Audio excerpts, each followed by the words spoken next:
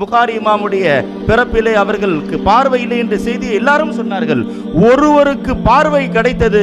துன்யாவில் பலருடைய பார்வைகள் கண்களை திறந்தார்கள். இமாம் புகாரி ரஹ்மத்துல்லா அவர்களுடைய 2 கண்கள் மட்டும் திறக்கவில்லை, பலருடைய கண்களை திறந்தவர்கள் இமாம் புகாரி ரஹ்மத்துல்லாஹி அலைஹி என்பதை நாம் பார்க்க வேண்டும். அதனால புகாரி ரஹ்மத்துல்லாஹி அவர்கள் செய்தனா ஃபுதைல் இப்னு யால் ரஹ்மத்துல்லாஹி அலைஹி சொல்லுவார்கள், இன்ன லில்லாஹி இபாதன்.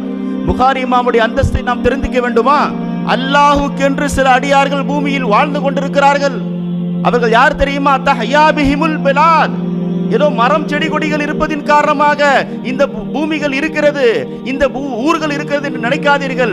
அந்த நபர்கள் இருப்பதின் காரணமாக தான் துன்யா வாழ்ந்து கொண்டிருக்கிறது. ஃபுதைல் இப்னு யால் சொல்லுகின்றார்கள், சில அல்லாஹ்வுடைய நல்லடியார்கள் இருக்கின்றார்கள், அவர்களை கொண்டு அல்லாஹ் இந்த பூமியை இயங்கச் செய்கின்றான். வஹும் அஹ்லு சுன்னத்தி வல் ஜமாஅ. அவர்கள் தான் அஹ்லு சுன்னத்தி வல் ஜமாஅத்தினர்கள் என்ற செய்தியை ஃபுதைல் இப்னு யால் ரஹ்மத்துல்லாஹி அலைஹி சொல்கிறார்கள் என்று சொன்னால், புகாரி இமாம் இல்லாமல் சுன்னத் ஜமாஅத்தை கற்பனையே செய்ய முடியாது.